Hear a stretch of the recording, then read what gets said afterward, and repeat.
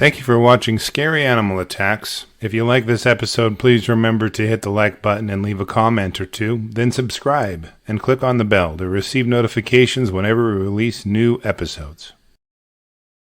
Welcome back to Scary Animal Attacks. Today's episode takes us to western Pennsylvania. Not the mountains, though, to the Pittsburgh Zoo, to the African painted dog exhibit, to be precise. This exhibit attracts thousands of onlookers who admire the coloration and athletic build of the wolves of the African Savannah. Now, I know that these dogs are not wolves, but they are the closest thing that sub-Saharan Africa has to a wolf. African painted dogs hunt in packs and pursue their prey for very long distances frequently. They also use strategies similar to a wolf pack. Their differences are that painted dogs are much smaller than wolves, and they have about 1/4 of the bite force in their jaws compared to wolves. One more interesting fact about African painted dogs is that they have never been known to kill a human being in the wild. Of all the animals in Africa, the painted dog has never been known to be hostile toward human children, elderly, weak, or single people in the bush country. At the Pittsburgh Zoo and Aquarium, the sleek forms of the painted dog exhibit have limited space. Consequently, they don't do the running they do in the wild.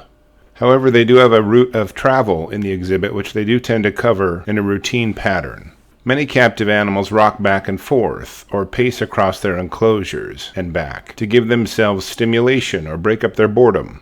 The dogs don't have to hunt for their food, and there isn't any possibility of external packs vying for their hunting ground, so they tend to wander about on their interior trail system. On November 4th, 2012, Jason and Elizabeth Durkosh and their 2-year-old son Maddox were looking down into the painted dog exhibit and watching the dogs interact with each other.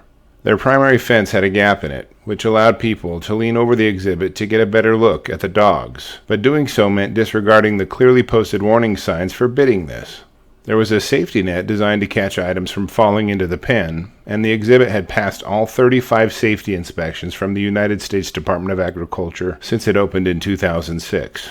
There were some complaints from interior sources, though. On at least 6 occasions, zoo staff and volunteers had raised concerns about the possibility of a small child slipping through the opening and into the exhibit. In fact, on at least 3 different occasions, incidents of parents dangling their children by their arms into the exhibit or children dangling themselves over the edge were noted and reported on meeting notes. These incidents were reported months apart and never received serious consideration from a decision maker at the zoo. Elizabeth and Maddox were clearly oblivious to the staff concerns expressed during these meetings. Elizabeth and Maddox were admiring the beauty of the painted dogs together as she held him in her arms. As they approached the opening in the fence, Elizabeth held her young son up on the railing of the observation deck.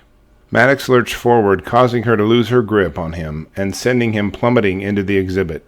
He tumbled several feet before he landed on the safety net intended to prevent similar catastrophes.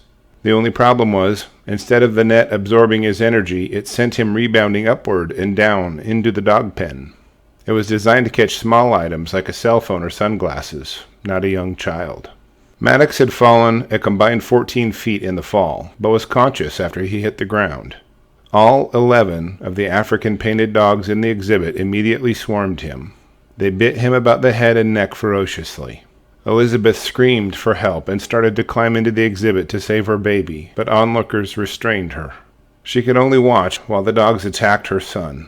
A nearby police officer ran over and shot one of the painted dogs in a vain attempt at rescue.